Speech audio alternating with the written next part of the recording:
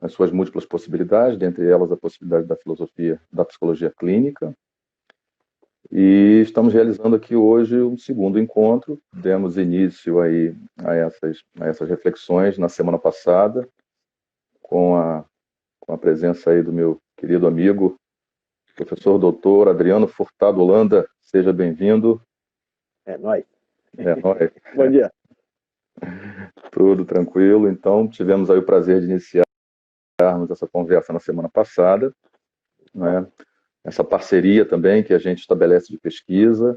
O professor Adriano Holanda é uma das grandes referências nacionais no campo da pesquisa, da fenomenologia e da relação com a psicologia. Trabalhamos juntos, somos parceiros, né, no grupo de trabalho associado à ANPEP, né, Associação Nacional de Pesquisa e Pós-Graduação em Psicologia.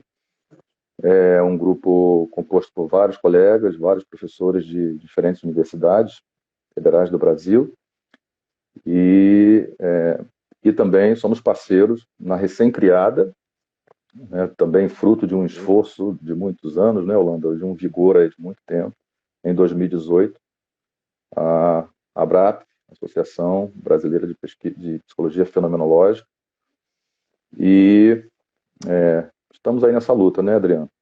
Nessa luta que é o desafio de sustentar esse diálogo. Seja bem-vindo, bom dia.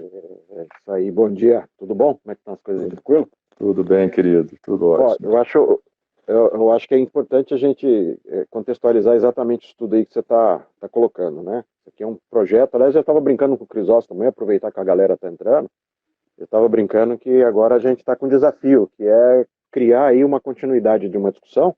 Inclusive, convidar todo mundo, quem quiser aí depois manda para a gente sugestão de temática, sugestão de caminhos para a gente andar, porque o universo é vasto, né? O campo da consciência não vai se esgotar em 1, 2, 3, 4 encontros. Inclusive, a gente está atrás aqui de um nome. Começa a parte 2, a gente está entre Fenomenólogos e Furiosos, parte 2, ou alguma coisa assim, né? Tipo... Fenomenologia duro de encarar. Olha só, ficou legal, hein? É por aí. A galera pode dar uma sugestão. Né? Qual é a nossa ideia? A nossa ideia é, inclusive, começamos semana passada, vamos continuar hoje, vamos tentar, assim, entre aspas, limpar o campo. Limpar o campo não é dizer tá certo ou errado, faça isso, faça aquilo, escolha isso ou aquilo. Não. Limpar o campo é reconhecer o campo no qual a gente está trabalhando, né? Eu acho que isso é muito importante. Como o Crisóstomo estava falando, a gente está aí com um desafio já de longa data, não é de hoje, não. É um desafio muito grande e eu acho que hoje a gente está vivendo cada dia mais um desafio a cada momento, que é essa situação que a gente está vivendo e, inclusive, uma certa descrença com a produção acadêmica, com a produção científica, com a pesquisa, né? Quem não é das universidades públicas não sabe a dificuldade que é fazer pesquisa. E a gente está enfrentando um terreno movediço. Então a ideia é a gente estar tentando limpar um campo aqui. Então convido aí todo mundo a participar, inclusive participativamente mesmo. Dá sugestão, olha, vamos trabalhar nesse tema, porque a ideia é a gente abrir bem, e aí cada encontro a gente eventualmente pontuar uma coisa um pouco mais específica, né? Hoje a gente ainda vai ficar no campo geral. Mas aí, daqui a pouco a gente vai ter que enfrentar, sim, alguns temas, né? O Crisóstomo estava falando ontem, olha, amanhã, assim, no horizonte, né? Amanhã a gente vai ter que enfrentar o tema da existência, o tema da consciência, o tema da percepção, né? Voltar para a clínica, né? Na especificidade, né? Vamos por aí.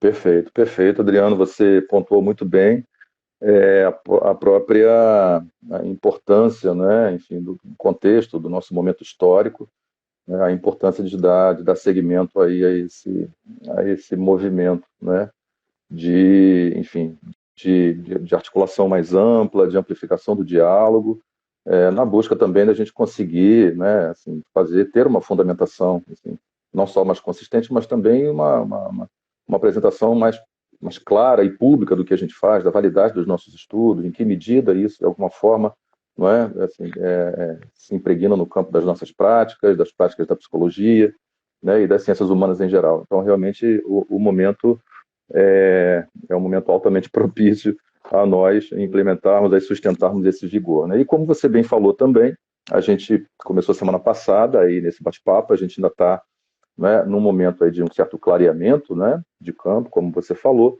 e aí eu já pego por aí, para a gente começar o papo de hoje, né, refletindo um pouco sobre, né, sobre alguns pequenos elementos que já surgiram na semana passada para a gente trazer hoje. Né? A gente conversou semana passada a respeito da importância da cautela, mas ao mesmo tempo do vigor, de uma reflexão sobre a aproximação entre os dois campos, né? O campo da filosofia, através da fenomenologia, e o campo da psicologia, no caso da clínica, né? Campos que, por um lado, têm as suas especificidades, né? Eminentemente o campo da filosofia, através da fenomenologia, é um campo eminentemente reflexivo, né? Falamos até do resgate da arqué da filosofia, né? O fundamento da filosofia, a questão, né, do estranhamento, do Talmatzen, como você trouxe muito bem. Então, um campo eminentemente reflexivo, né? Num diálogo de um campo de pensamento, né, que nasce, que brota, que se origina eminentemente numa dimensão pragmática, né, a partir, né, do século XIX, a psicologia, né, altamente influenciado também pela própria compreensão de homem, não só a psicologia, mas a medicina, né, uma visão altamente cartesiana, onde nasce sob fundamentos supostamente muito claros e muito inequívocos, né, da relação sujeito-objeto, com as polaridades muito bem definidas, né, objetivo, subjetivo, interno, externo. Então, assim, na verdade, realmente é um grande desafio a gente poder refletir sobre esses campos. E surgiu também, na semana passada, eu acho que seria uma boa entrada aí hoje, eu queria te ouvir a respeito disso, o problema das nomenclaturas, né? Você até trouxe a sua disciplina, a minha comigo também não é diferente, não é? E não só em termos de disciplinas na universidade, mas também daquilo que a gente vê, né, muito por aí, né, de como vai se consolidando historicamente o nome desse diálogo, o nome dessa parceria, dessa injunção, né, entre os campos, né? Psicologia fenomenológica existencial, existencial fenomenológico, existencial humanista. Então, assim, gostaria de saber a que você atribui esse grande balaio de gatos que a gente vê por aí. Como que você vê isso? Pois é, esse é um grande pepino, né?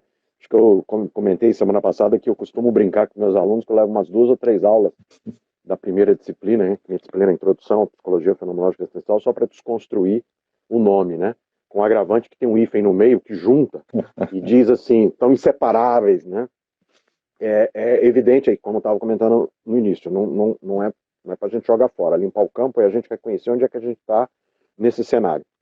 A nomenclatura, no Brasil, me parece que ela vem de uma forma refletida e ela tem alguns sintomas que a gente precisa analisar.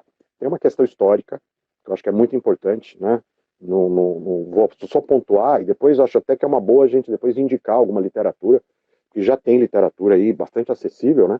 Para a gente poder discutir isso. Tem uma questão de como que a fenomenologia entra no Brasil, tá? Do ponto de vista dos autores, do ponto de vista da reflexão. Tem uma questão de como que a psicologia brasileira abraça um modelo que é estadunidense, tá? E, de certa forma, exclui boa parte das leituras europeias. E tem também, que isso para mim também é uma estrutura sintomática, um aspecto que é de vinculação epistemológica. Eu acho que a psicologia como ciência se construiu em torno de 2 estruturas filosóficas de fundamentação que eram aparentemente muito claras. Um modelo, vamos dizer, empiricista, empírico, que vai desembocar nos modelos mais pragmáticos, principalmente os modelos behavioristas, cognitivos, etc.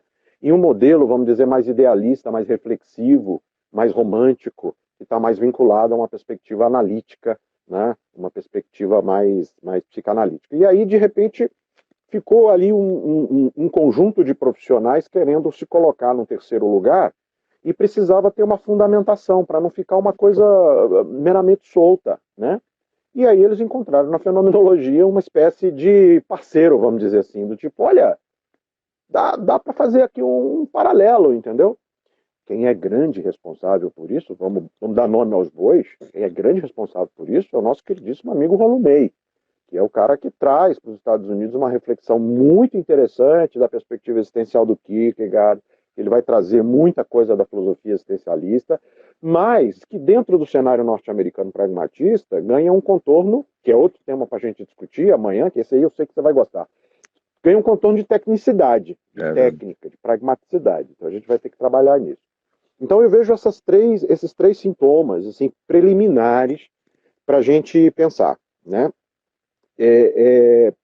Claro que tem toda uma questão de, vamos dizer, de simplificar o cenário reflexível. Eu acho que a gente não está acostumado na faculdade de pensar os fundamentos, que é o cerne da fenomenologia, né? A gente está, eu acho que você, tanto quanto eu, a gente brinca assim, que eu gosto de brincar, que eu adoro quando o aluno pergunta alguma coisa, mas dá um certo ódio quando o aluno levanta a mão e pergunta assim, se vai cair na prova, se vai fazer chamada, né? Ou então tem aquela pergunta trágica do tipo assim, tá, professor, você está aí falando de filosofia, mas quando é que a gente vai aprender a fazer? Então eu acho que tem muito disso daí. E aí no cenário brasileiro, o nome fenomenológico existencial virou uma espécie de abarcamento, de continente para todas essas abordagens que não eram nem comportamentais, nem analíticas. E aí você coloca tudo. Então você coloca gestalt terapia, abordagem centrada na pessoa, psicodrama, logoterapia, né? Que muitas delas têm vamos dizer, uma aproximação filosófica razoável. Claro que tem um diálogo ali para ser feito. E que elas vão ser batizadas de terceiras vias, né? Terceiras vias, terceira força, um nome que a gente dá. Bom, quem está nas faculdades privadas, nas faculdades particulares, de repente sofre um pouco mais que isso. Eu fiquei 14 anos na iniciativa privada antes de entrar na federal, então eu dei aula de todo tipo de abordagem que tinha, com os nomes os mais variados. Vamos lá. Psicologia fenomenológica, fenomenológica existencial, existencial fenomenológica, existencial humanista, humanista existencial, humanista fenomenológico, fenomenológico humanista, né? Até uma que eu adorei, os últimos que foi psicologia fenomenológica existencial humanista. Beleza, junta logo tudo. Junta tudo. Pronto, junta tudo. Né? Mas é importante a gente limpar o campo. E aí eu acho que vale a pena a gente pensar o seguinte, como é que a fenomenologia chega no Brasil em termos de filosofia? Alguns dados bem rápidos para vocês entenderem. Tá? E não sou eu que estou falando, são os historiadores da filosofia. Tá? O grande historiador da filosofia brasileira, um dos grandes historiadores, professor Aquiles Couto Guimarães, já vai dizer, olha, existe um ideário existencialista no Brasil. Então há uma identificação da fenomenologia com o existencialismo. E veja, estou botando entre aspas existencialismo, porque quando você fala existencialismo, e eu acho que você vai concordar comigo, acho que Heidegger não vai aceitar essa pecha. Merleau-Ponty não vai aceitar essa pecha. Jaspers não vai aceitar essa pecha. O único que assume isso é Sartre. Isso aqui, então, limpar o campo é a gente reconhecer, opa, tem um lugar aqui. Então, talvez fosse melhor a gente pensar assim, tem um ideário que identifica a fenomenologia com as filosofias da existência. Mas Kierkegaard e Nietzsche não fazem fenomenologia, necessariamente. Ah, mas Adriano, você está querendo dizer então que não dá para casar? Eu falei, claro que dá. Tranquilamente que dá. Estava relendo agora aquele belíssimo texto do Paul Ricoeur, né? Onde ele vai de novo reiterar, olha, a análise intencional desemboca necessariamente na análise da existência. Mas a nossa questão é, de novo, limpa no campo, o que significa isto? Do ponto de vista histórico, a fenomenologia chega na década de 40 no Brasil, com alguns textos de filosofia, com alguns comentadores de filosofia, basicamente dois grandes nomes, pouquíssimo conhecidos, Vicente Ferreira da Silva, tá? E Eurilo Canabrava. Só que aí a gente vai pesquisar e vai descobrir que esses dois autores, eles na verdade, eles citam, referenciam, eles mencionam Husserl, Heidegger, Schiller, Jaspers, vão mencionar. Algum desses dois analisa, enfrenta o problema da fenomenologia propriamente dita? Não. Então nós estamos falando ali de um sim, temas existenciais. Angústia, existência, percepção, sensação, esses temas vão surgindo, né? Os autores fenomenólogos só vão ser conhecidos efetivamente no Brasil a partir dos anos 50. Veja, vamos pegar a data. Husserl falece na década de 30, final da década de 30. Né? Nós estamos falando aí, então, de que as estruturas conceituais fenomenológicas não chegam para a gente com essa força toda. Né? O primeiro texto que a gente vai ter traduzido para o português, do Heidegger, é em 66. É uma tradução, se eu não me engano, do Emmanuel Carneiro Leão, se eu não estou enganado, do Introdução à Metafísica. Né? Perfeito. Depois a gente tem 3 textos do Sartre, depois mais alguns textos do Heidegger, depois alguém tem... O Jaspers vai ser traduzido em 58 para o Brasil. Sabe que textos? A bomba e a questão da culpa. Quer dizer, não são reflexões nem da filosofia da existência, nem da psicopatologia do Jaspers. Né? Isso só para marcar, né, que assim, a estrutura conceitual básica da fenomenologia, com Husserl, com Brentano, ou eventualmente com Merleau-Ponty, só vai chegar na década de 70. Então, eu acho que isso explica um pouco essa vinculação, né, que ela não é uma vinculação inadequada, mas é uma vinculação que precisa ser clareada. Perfeito, Adriano. Você falando aí sobre essa questão de como a fenomenologia entra no Brasil, né, e eminentemente com esse viés estadunidense, né, e que, de certa forma, né, relega, pelo menos num primeiro momento, né, as leituras europeias, né, a um outro plano. Isso me fez lembrar, eu estava aqui vendo também alguns tópicos aqui, algumas leituras antes da gente conversar, e aí eu lembrei aqui 2 passagens, uma aqui em Ser e Tempo, muito rápida, que eu vou ler aqui e pedir para você como que você vê isso. Em Ser e Tempo, lá no famoso parágrafo 7, né, aqui na versão da Márcia Sá, né, a versão 15ª edição de 2005. O Heidegger vai tratar sobre a questão, falando ainda sobre o método fenomenológico, o método de investigação fenomenológica e sobre o sentido de ser, né, que é a questão fundamental para ele. Ele diz assim: o modo de tratar essa questão é fenomenológico. Isso, porém, não significa que o tratado prescreva um ponto de vista ou uma corrente, pois enquanto se compreender a si mesma, a fenomenologia não é e nem pode ser nem uma coisa e nem outra. Acho brilhante essa passagem dele. Tem uma outra passagem aqui, né, ele trata sobre essa questão do ponto de vista, da corrente, e eu acho que isso tem uma reflexão direta na nossa reflexão do diálogo da fenomenologia com a psicologia e com a psicologia clínica. E você citou também o Ponty, né? E eu tenho aqui o Ponty na obra dele de 1960, Signos, publicada pela Martins Fontes em 91, Martins Fontes de 91, aqui na página 89 nessa obra, quando o Husserl vai começar a falar de linguagem, né, apenas um dos temas, mas eu acho que ele faz um resgate aqui importante também. Ele diz assim: justamente porque o problema da linguagem não pertence na tradição filosófica à filosofia primária, Husserl aborda-o com mais liberdade que os problemas da percepção ou do conhecimento. Leva-o a um ponto central, no ponto que diz respeito original e enigmático. Logo, esse problema permite melhor do que qualquer outro interrogar a fenomenologia, e não só repetir Husserl, mas também recomeçar seu esforço, retomar seu vigor mais do que suas teses, o movimento de sua reflexão. Então, eu acho que nessas 2 passagens aqui, tanto de Heidegger quanto de Ponty, né, em obras importantes deles, eu acho que isso vai muito na direção do que você está falando. Né? O grande desafio que é a gente conseguir se apropriar desse método fenomenológico, da inspiração husserliana, sem que isso recaia numa questão de teoria ou de corrente, ou de ponto de vista, que é eminentemente a maneira majoritária como é visto, e também esse outro lado que Ponty traz, né, a importância de como sustentar e dar continuidade ao vigor fenomenológico, sem que isso descaracterize a própria fenomenologia na sua essência. Como é que você vê isso? Pois é, e aí eu faço a ponte com aquele terceiro sintoma que eu comentei com você, quer dizer, por conta de um conjunto de práticas até clínicas, que basicamente são práticas terapêuticas, psicodrama, logoterapia, abordagem centrada, gestalterapia, Daseins análise, que a gente nem comentou da Daseins análise, às vamos ter que abrir um campo para isso só um dia. Esse terceiro sintoma mostra a necessidade de vamos dizer, de um enraizamento no contexto das práticas, né?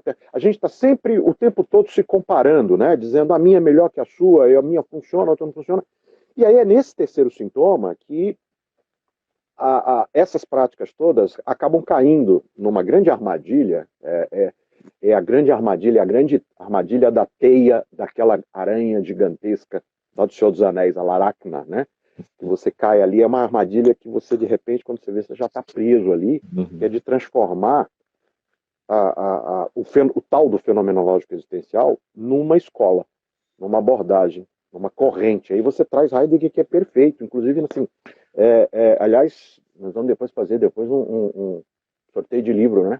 Eu vou aqui anunciar. Na página 27 do meu livro, estou exatamente dizendo isso. O importante é dizer que a fenomenologia não é uma ideologia, não é uma escola de pensamento, não é uma corrente, não é uma abordagem. Aí você trouxe o Ser e Tempo, né? Uhum. E aqui eu cito, na verdade, uma passagem do Heidegger, que está no Zur Sache der Denken, onde ele também fala a mesma coisa aí, só que eu abro parênteses para dizer aqui. Fenomenologia não é, naquilo que ela tem de mais próprio, uma corrente. Ela é a possibilidade do pensar que de tempos em tempos se transforma, que só por isso permanece. Ou seja, a possibilidade de corresponder ao apelo daquilo que há de pensar. Tem uma passagem muito interessante, né? Acho que a gente comentou isso na semana passada, de como que o Raymond Aron mostra para o Sartre o sentido da fenomenologia, que é único exclusivamente dizer o seguinte: o que é fazer fenomenologia? Fazer fenomenologia é discutir, a partir da sua própria experiência vivida, absolutamente qualquer coisa. Esse é o ponto central da intencionalidade. Qual é o ponto central de Husserl? É dizer, nós temos que começar toda e qualquer análise do mundo pela nossa percepção, porque é ela que nos coloca no mundo. O que a percepção nos obriga a pensar? Que eu estou no mundo, que eu sou no mundo, e que o mundo não pode ser nada mais, nada menos do que aquilo com o qual eu me entrelaço. Então, o paradoxo que a fenomenologia nos traz, e você chamou bem a atenção sobre a questão da interação sujeito-objeto, é que, ao me colocar na análise fenomenológica, eu me reconheço como sujeito que pensa um mundo de objetos. Eu me reconheço como objeto desses próprios mundos de objetos no qual eu me coloco, porque eu mesmo me percebo como ser percipiente, percebendo a possibilidade de perceber aquilo que eu próprio percebo. Parece conversa de bêbado no final do botequim, né, gente? Vamos combinar. Mas é por aí que a gente começa a dizer, uau, que barato. Né? Aí volta a xícara de café que o Husserl pedia para dar aula, volta o coquetel de Damasco que o Raymond Aron fala para o Sartre, e volta para dizer assim, puxa vida, então eu posso começar por algum lugar. Que aí, esse é o ponto de partida do Merleau-Ponty. Ponto de partida do Merleau-Ponty, o que é a fenomenologia da percepção? Né? É exatamente esse ponto de partida. Né? E olha que interessante, você se referiu a uma das obras ditas tardias do Merleau-Ponty, que é o Signos. Signos, se eu não me engano, ele é publicado na França em 1971. Eu não estou muito enganado. E Signos vai ser traduzido para o português antes da obra fundante da filosofia merleau-pontiana, que são a estrutura do comportamento 42 e a fenomenologia da percepção de 45. Então, assim, esse é outro problema que a gente tem na análise da fenomenologia brasileira. A gente acaba interpretando a posteriori sem ter o fundamento lá atrás. Por isso a importância da gente estar limpando esse campo, né? E aí tem até uma pergunta aqui, pessoal, por onde a gente deve começar?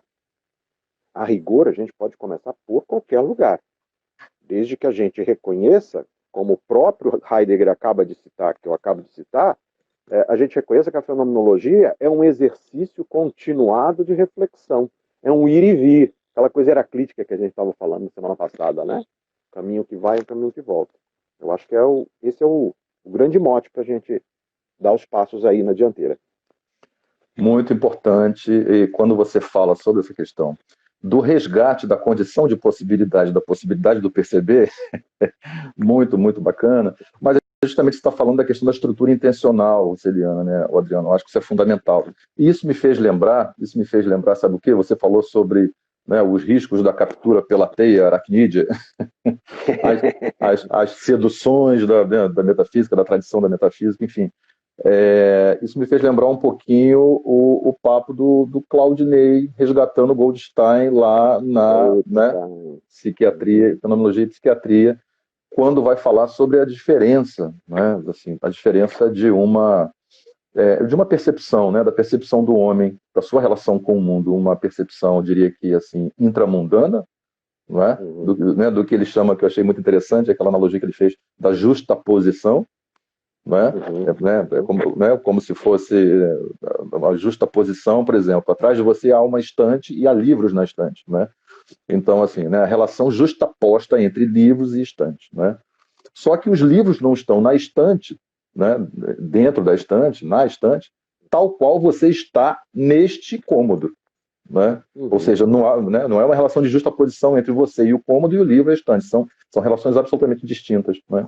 Então, assim, eu acho que quando você traz essa questão da estrutura intencional, que eu acho que é absolutamente fundamental, e aí a gente, né, como você falou no início, inevitavelmente, nesse processo de, né, nessas conversas que a gente vai tendo inicialmente, de uma certa depuração, um certo clareamento de algumas coisas no sentido mais amplo, inevitavelmente a gente vai acabar mesmo caminhando para, né, pontos mais específicos, né, em outros momentos, né, para falar sobre a própria ideia de consciência, como você falou, né, enfim, a ideia de técnica, e também essa coisa, né, de como nós nos percebemos, a nossa relação mundana, né, ou seja, a estrutura intencional alerta justamente para o fato, né, de que isso é que caracteriza a fenomenologia, possibilidade que torna presente o pensar tal qual se dá. E aí, né, essa questão, né, da essência do vivido é absolutamente é, é, inestimável e não tem como ser Uhum. desconsiderada, né? Que é o que difere você do livro, Sim, né? sim. Então, assim, eu acho que essa discussão, para efeito de, né, dessas reflexões do diálogo com a clínica, para a gente é fundamental, porque realmente a sedução por essa captura tecnicista Uhum. e de um fazer da ordem do instrumental, né? Uhum. Ela é muito forte, ela está na nossa tradição, como a gente falou inicialmente, até pelo fato da psicologia ser eminentemente um campo pragmático, nasce com o pragmatismo do fazer. Sim. Uhum. Né? Sim, sim. É engraçado que você está falando agora do livro, me lembrou uma situação de consultório, né? Que eu gosto sempre de usar como exemplo, né?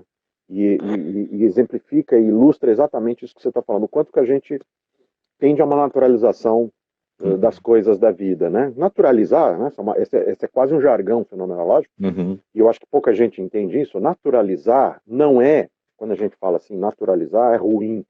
Ah, precisamos parar de naturalizar. Eu falei, gente, é o seguinte, o mundo é feito de uma grande dinâmica, né? Tem uma passagem do Paul Ricoeur que ele diz assim, a análise intencional russeliana nos obriga a reconhecer o quanto que viver ultrapassa o julgamento, ultrapassa o pensar.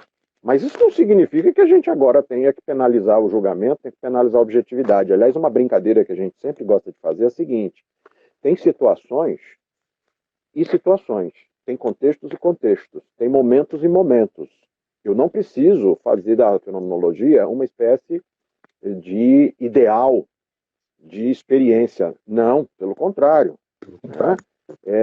E a brincadeira que a gente faz é o seguinte: se eu precisar escolher entre um piloto de avião no momento de acidente, entre um fenomenólogo e um empirista, eu vou querer um empirista. Eu não vou querer um piloto de avião fenomenológico existencial que vai tentar analisar o sentido da experiência da queda do avião. Não, eu quero que ele seja o mais pragmático possível, o mais engenheiro possível, o mais objetivo possível e diga assim, o que é que eu tenho que fazer para salvar esse avião? Eu não Uhum. quero eu não quero passar por uma cirurgia de alto risco com um filósofo humanista que queira analisar o sentido do meu sofrimento. Não, eu quero que ele entre no meu corpo, que ele manipule o meu corpo da forma mais objetiva possível. Então, assim, o que a fenomenologia nos mostra é que não há essa cisão Perfeito. necessária. Então, de novo, clarear o campo é isso, tem coisas da ordem da objetividade, tem coisas da ordem de uma subjetividade que aí sim nos interessa. Volto, por exemplo, Uhum. do livro. Não é o livro que está na estante, ou melhor, tem alguma coisa na estante. Né? Hoje é mais simples, até a gente brincar, porque todo mundo sabe que a gente pode colocar isso daqui como se fosse uma tela e não ser nem livro de verdade, mas parecer um livro. Então não é a questão Uhum. do aparecer ou do ser, mas é a questão do sentido que isso tudo tem. Né? Qual é o Perfeito. sentido do livro na estante? Uhum. E aí eu volto agora no meu primeiro exemplo. Eu tinha uma cliente, uma paciente, extremamente inteligente, uma mulher inteligentíssima, uma mulher fortíssima, uma mulher poderosa. Então, toda vez que ela chegava para a sessão, ela contava dos livros que ela estava lendo, dos filmes que ela estava vendo, das viagens que ela fazia, e boa parte da sessão rodava em torno, como se fosse, entre aspas, uma espécie de relato superficial das coisas, né? E às vezes demorava muito, e eu curtia muito, porque era muito legal. Ela de repente, no meio da sessão, a gente estava discutindo Nietzsche, a gente estava discutindo filosofia platônica, a gente estava discutindo coisas do cotidiano, né? E aí, às vezes, ela mesma, né? E eu seguindo o caminho dela, e ela, no meio da sessão, lá com 30 minutos, dali a pouco ela olhava para o relógio e dizia: nossa, Adriano, já tem 30 minutos que eu estou falando de tudo menos de mim. Aí eu olhava, dava uma risadinha para ela, né? Eu falei assim: você que pensa que você não está falando de você. É verdade. Ao falar dos livros, ao falar dos filmes, ao falar das viagens, percebe? Você vê, a gente mesmo cai na armadilha. Poxa, eu não estou falando de nada. Não é importante falar disso. Como não é importante falar nisso? Né? É verdade. Eu acho que isso é que é o barato da tecnologia, né? Grande barato. Agora, por falar em pragmaticidade, pelo que eu estou vendo aqui, impressionante como às vezes a hora passa mais rápido do que a gente percebe, né? Então, a gente está aqui tá estourando o tempo aqui, parece que passou em 5 minutos, é só 1 hora. A menos que... Temos mais meia horinha. Ah, não é meia horinha, rapaz. A gente começou 10h30. Não, tá vendo? Eu estava pensando que era 11. Mas, enfim, então, assim, isso que você falou é absolutamente fundamental, né, rapaz? Que coisa. E é uma coisa muito interessante. E o quanto, olha só, isso que você falou, Adriano, também, assim, não é uma captura, né, não é, assim, um risco, é uma captura da sedução dessa objetividade que só o paciente corre. Porque você conhece uma opção de profissional que vai dizer assim: agora vamos falar de você? Exatamente. Olha o problema. Ou já que a gente está falando das tais clínicas fenomenológicas existenciais, olha a armadilha naturalística que boa parte das clínicas não percebe. É verdade. Vou dar um exemplo bem banal, que é o seguinte: o sujeito está lá falando alguma coisa da vida dele, pode ser isso, daí ele vai dizer assim: não, vamos deixar isto de lado porque você está só pensando. O que você está vivendo, sentindo? E aí ele não percebe que ele faz uma cisão entre o que eu penso e o que eu sinto. Como se, né, eu estou até brincando aqui com as duas mãos, como se fossem duas coisas reificadas. O terapeuta faz muito disso. Muita coisa. Deixa isso de lado, o que você está falando, porque isso daí é do objetivo, né? Fale de você. Ué, como eu estou falando de mim? É claro que eu estou falando. Falar de mim é única e exclusivamente começar a me perceber como um peso sobre uma cadeira, como eu estou agora, não é? Ou simplesmente me reconhecer aqui, né, numa imagem que se mexe aqui na minha frente enquanto eu falo com vocês. Você fala de mim também. Né? Veja que exercício legal, quantos caminhos. Aí eu solto a bola para você. Né? Tem uma coisa que eu gosto sempre de definir: fenomenologia para mim é abertura. Para mim é fantástico. É isso, eu me abro para isso, né? Eu acho que a questão da abertura que você traz é fundamental. Agora, ela também nos convoca a um desafio, né? Que é assim, a compreensão de abertura numa perspectiva fisicalista, que não é. Entende? Isso é fundamental, porque assim, sempre que a gente acaba escorregando para o campo da substancialização, a gente tem um problema. Não é? Então, assim, que é a questão da abertura maior ou menor. Olha o problema. Tá entendendo? Assim, como se fosse uma espécie, né, de um fisiologismo possível, né, e, assim, de determinação de balizadores laterais que determinam uma abertura. Compreende? Então, assim, eu acho que é fundamental isso que você traz sobre a questão da abertura, bem como o que você fala sobre a cisão que se faz sem perceber. E aí eu acho que a questão da cisão remonta, evidentemente, àquilo que a gente traz, né, você trouxe agora há pouco, a gente falou semana passada, que é o desafio, né, da tal da dialeticidade, né, que é o desafio da relação de sentido que se estabelece com as possibilidades, que não se resuma a uma dimensão de excludência. Em outras palavras, né? Olha só, vamos fazer o resgate da dimensão figura-fundo, conforme a gente falou, inclusive, semana passada. Né? Olha que coisa importante. Ou seja, em que medida a relação que vela desvelando não é uma relação de desaparecimento, exatamente, né? De exclusão, exatamente. Né? Então, assim, quando você traz, né, essa coisa, fale sobre você, ou, né, falar sobre as coisas, ou falar sobre nós mesmos, né, ou sobre o interno ou o externo, Assim, a grande arte, a grande dificuldade, me parece, realmente, aí, é a relação de sentido estabelecida com as possibilidades sem que elas excluam as demais. E isso traz apenas uma questão do que emerge no momento, daquilo que é possível emergir, mas isso emerge não exatamente excluindo, mas isso só emerge e aparece como tal na relação dialética daquilo que se invisibiliza momentaneamente, né? Então, isso me parece realmente um movimento que é a maior dificuldade pela própria tradição do pensamento, né? E a gente, né, já falou sobre isso lá atrás, né, que é essa coisa da dicotomização, né?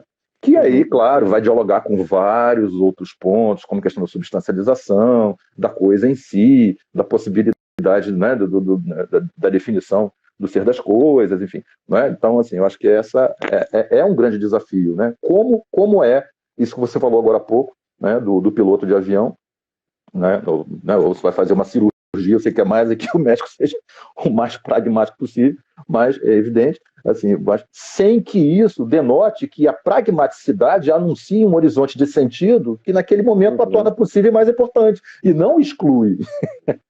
Compreende? O que você acha? Quer dizer, a pragmaticidade, a gente está aqui brigando com palavras, no fim das contas. Né? Exato. O campo nós estamos brigando com palavras. Exatamente. As palavras constituem uma realidade. Né? Exato. Foucault já diz isso muito. Né? Aliás, pronto, vamos trazer um filósofo mais próximo da gente para falar disso. Martin Buber. Né? Ele diz muito claramente isso. Né? Quando ele vai analisar lá o Gênesis, no princípio era o verbo e o verbo se fez carne, ele está dizendo a palavra constitui um ato. A palavra é uma ação. É isso. Toda a filosofia do Buber é construída em torno da ideia da palavra como ação. Está aí uma outra. Ó, já estamos anunciando aqui. Um dia a gente vai bater papo sobre Buber, um dia a gente vai bater papo sobre Heidegger. Vamos brincando aí. Então a gente está brigando com as palavras.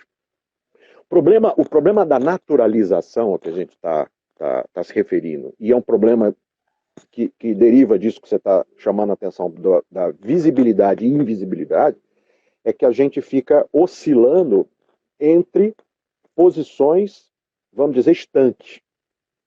Né? É óbvio que a palavra me diz algo, mas ela não me diz tudo. E essa é a essência da figura funda. É engraçado porque é um conceito fundamentalmente fenomenológico. Todo mundo fala por aí nas psicologias, mas eu acho que a gente acaba esquecendo do peso dela, né? A nossa relação com o mundo é uma relação figura-fundo. Né? Atenção, desatenção. Eu tenho uma atenção dirigida em determinado momento para um ato, enquanto eu estou falando, e ao mesmo tempo, boa parte do meu organismo, boa parte do meu ser, está completamente aberto e mergulhado num fundo de outras atenções que me vêm. Olha a sacada que o Freud teve na interpretação dos sonhos, de dizer, eu não sou um objeto inerte quando eu estou dirigindo a minha consciência para um determinado foco de atenção. Perfeito. Eu sou uma interatuação. Olha, estamos falando de Goldstein, nós estamos falando de Wertheimer, nós estamos falando de Kafka, nós estamos falando de Russell, estamos falando de Heidegger, nós estamos falando de um monte de gente. Perfeito. E aí é muito legal isso que você traz do invisível, do visível, porque também tem muito de mal compreensão nisso, né? Acho que tem uma coisa muito de vaidade, muito de perversão de vaidade do terapeuta, de dizer, uau, eu vou desvelar o sentido oculto daquela pessoa. Nossa, que coisa mágica, né? Que coisa messiânica que a gente se coloca nessa posição, né? Essa coisa xamânica, né? E aí eu gosto sempre de encerrar as aulas de fenomenologia com uma fala de Fernando Pessoa. Uma parte de uma poesia de Fernando Pessoa, onde ele diz assim, no fim das contas, o único sentido oculto das coisas é elas não terem sentido oculto algum. Né? Que aí o poeta nos obriga a reconhecer que eu já estava lá mergulhado e eu não percebia. Né? E vamos parar para pensar, a relação humana não é isso? Né? A gente está lá mergulhado na relação e não percebe um monte de coisa, não percebe o que faz, não percebe o que deixa de fazer, não percebe o que diz. Quando a gente diz assim, puxa, desculpa, eu não percebi o que eu quis dizer, eu estou me colocando, né, como sujeito agente no mundo. E a fenomenologia me permite o reconhecimento, uma analítica de todo esse movimento. Acho que essa é a essência da dialética. Por exemplo, a gente pensar a ação da clínica, sem dúvida nenhuma, porque aí é uma parceria fantástica entre terapeuta e paciente, entre terapeuta e cliente, de estar lá, mergulha no discurso, mas não deixa de perceber a interação espacial, corporal, cultural, histórica, né, de tudo o que está acontecendo. É o exercício da pesquisa. É o exercício da pesquisa. Para a gente que faz pesquisa clínica, Perfeito. por exemplo, que faz pesquisa de campo, o tempo todo a gente está dizendo para o supervisionando, para orientando. Dialoga, conversa com o dado. Né? Esse é o exercício da fenomenologia. Né? E é difícil, é difícil.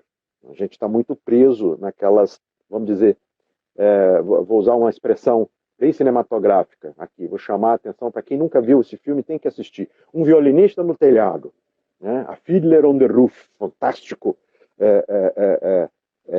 filme cantado, maravilhoso. Né? Todo filme é em torno da questão da tradição.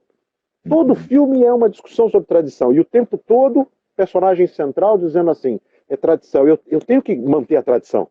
Naturalizar eu tenho que manter a tradição. E a gente está preso nessas tradições. Né? O que a fenomenologia está dizendo existe isso, mas existe também a abertura que me permite quebrar um pouquinho o exercício da tradição. Né? Ou seja, nós somos seres plásticos, como diria Goldstein, por exemplo. Perfeito, esse seu resgate da questão da tradição, Adriano, e essa brilhante poesia de Fernando Pessoa, eu acho que isso nos dá, assim, é claro, como a gente já falou inicialmente, a gente vai acabar, né, caminhando para alguns pontos fundamentais, né, em futuras conversas, mas você me traz muito, muito, muito a possibilidade da gente repensar a questão do fazer clínico. Né? Nós falamos muito rapidamente sobre isso semana passada, né? Porque como que é a possibilidade de sustentação de uma relação de contiguidade entre o fazer e o não fazer, entre essa indeterminação que Fernando Pessoa, né, traz para a gente. Né? Então, assim, eu acho que isso aponta, né, para uma reconstituição possível da ótica do fazer.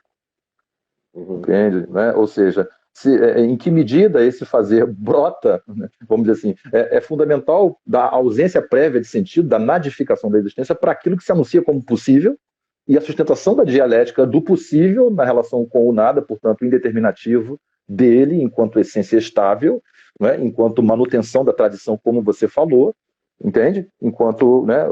Ou seja, em que medida o diálogo com a tradição, em que medida o diálogo com a historicidade, em que medida o diálogo com essa existencialidade, né, se dá de uma forma que não rompa o diálogo possível dessa indeterminação enquanto sentido que se anuncia. Entende? Ou seja, do diálogo entre o fazer e o não fazer. Não é? Exatamente. Eu acho que isso é um dos pontos fundamentais que em breve a gente vai ter que retornar. Esse para mim é o grande desafio e assim, a minha grande motivação para discutir isso. Porque assim, quando a gente fala em clínica, invariavelmente a gente identifica, de novo, as palavras. Né? As palavras carregam uma história. Foucault não me deixa mentir. A palavra carrega uma história. Quando na semana passada eu estava chamando a atenção, veja, a clínica ela nasce, veja, vamos lá para Hipócrates. Hipócrates era um asclepíade. O que é isso, gente?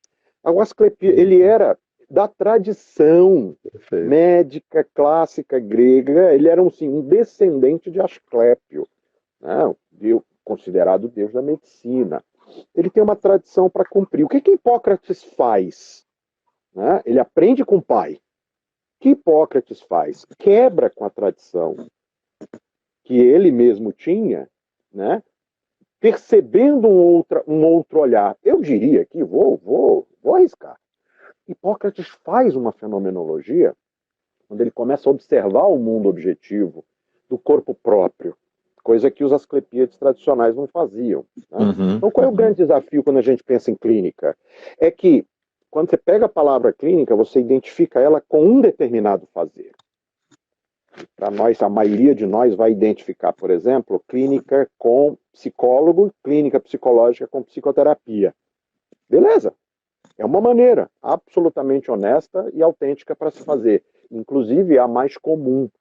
Acho que você dá aula na faculdade visando isso, porque a nossa disciplina visa isso. Eu também dou aula na faculdade, você deve supervisionar estágio, correto? Perfeito, E o perfeito. teu estágio, me diga se eu estou errado, teu estágio não é numa clínica de psicologia?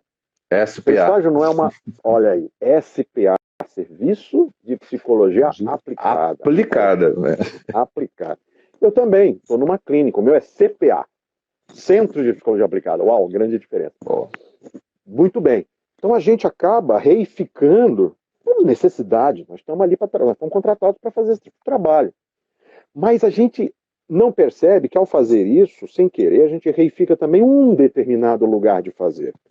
E qual é o meu desafio aqui? O nosso desafio aqui é reconhecer que a clínica transcende este próprio lugar, este próprio fazer. Então, por exemplo, me interessa discutir como que um sujeito que trabalha no CVV, no Centro de Valorização da Vida, escuta uma pessoa sem ter contato visual, físico com ela diretamente, e exerce uma clínica, exerce um fazer, faz um acolhimento, tem um cuidado, tem um reconhecimento daquela pessoa. E muitas das vezes, inúmeras vezes, salva vidas.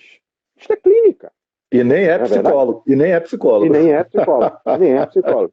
Embora todos eles passem por um treinamento forte num dos maiores e mais representativos autores da psicologia do mundo, que a maioria dos psicólogos sequer leu suficientemente, que é a figura do meu queridíssimo Carl Rogers, que eu tenho um grande apreço por ele, maior respeito por ele em consideração. Verdade seja dita. E isso é importante. Então me interessa pensar essa clínica, por exemplo, para pensar uma ação que pouca gente consegue compreender bem, e até fazer bem, por conta dessa naturalização desse fazer, e que também tem um histórico profundamente fenomenológico, que é, por exemplo, o plantão psicológico. Então, você não pode pensar em fazer a mesma clínica psicoterapêutica que a gente ensina na faculdade, de um consultório, com uma pessoa que vai lá uma vez por semana, 2 vezes por semana, 3 vezes por semana, 1 hora, 2 horas por semana, da mesma maneira de uma pessoa que está numa crise, de uma pessoa que está com uma demanda imediata, de uma pessoa que vai uma vez só na vida. Percebe? Então, assim, e o plantão psicológico? O que é acolher, cuidar do outro numa sessão? Em 15 minutos, em 20 minutos. Olha a temporalidade, outro tema para a gente. Olha a temporalidade. Né? O que é isso? O que representa isso? Então, o grande desafio da clínica é a gente reconhecer a própria transcendência do fazer. A fenomenologia me coloca diante dessa inevitabilidade da transcendência do fazer.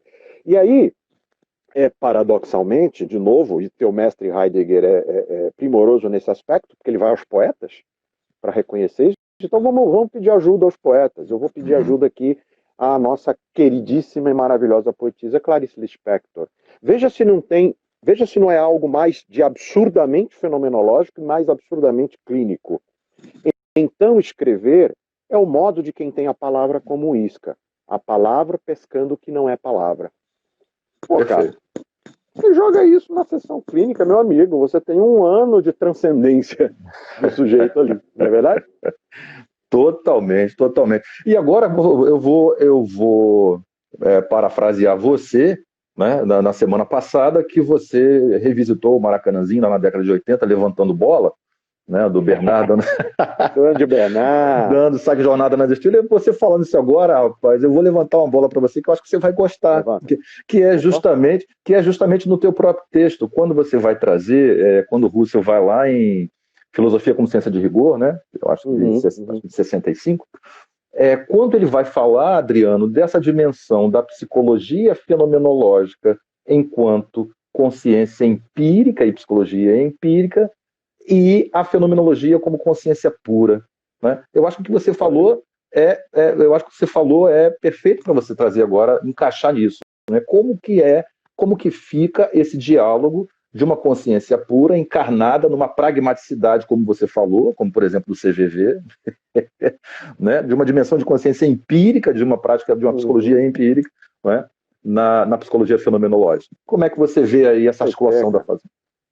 De novo, vamos limpar o campo. Esse que é o problema da nomenclatura. Aliás, já fica aí o convite para todo mundo depois entrar lá, curtir e se associar na ABRAPF. ABRAPF, perfeito. Né? A gente está enfrentando o problema E a gente tá claramente dizendo assim, tem coisas que a gente consegue superar, tem coisas que a gente tem que abraçar o inimigo e dizer, estamos juntos. Né? Vamos fazer aqui o exercício, está aqui, já comentamos com vocês, está aqui o Crisóstomo, grande vascaíno, e eu sou tricolor. Mas na hora que a seleção está jogando, a gente está junto, meu amigo, e né, não tem ali disputa, não, tem parceria. Eu acho que é um pouco por aí. Então, estou convidando todo mundo a entrar na BRAPF, para se associar, Associação Brasileira de Psicologia Fenomenológica. Vai lá ver na descrição o que a gente está tentando fazer ali. Juntar. Está tentando juntar. Então, sim, o que é limpar o campo? Vamos lá. Você traz aí, eu já aproveito e já respondo uma questão que ficou aqui em aberto. Primeiro passo para estudar fenomenologia. Tá aí, o Crisóstomo deu uma brilhante dica que eu normalmente indico esse livro. Filosofia como Ciência de Rigor. Quem não tiver ele disponível, me avisa que eu passo o PDF. Esse é um texto que o Russell... É um artigo que o Russell publica em 1910. É fantástico. Nós estamos aí, mais de 100 anos esse texto. Esse texto é uma excepcional introdução à fenomenologia, porque, como eu gosto de brincar, é um texto surpreendentemente compreensível. Uma coisa é consciência como objeto de estudo. Outra coisa é consciência como experiência vivida. Pronto. Só aí você já... Opa, eu já tenho um campo aí. Né? Uma coisa é eu pensar uma psicologia fenomenológica como uma ciência de fundamentos. Outra coisa é eu pensar uma psicologia fenomenológica como uma estrutura de aplicação. Né?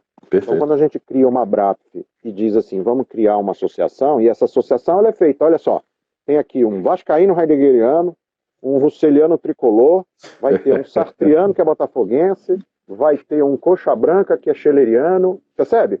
Então a gente tem essa dinamicidade. Né?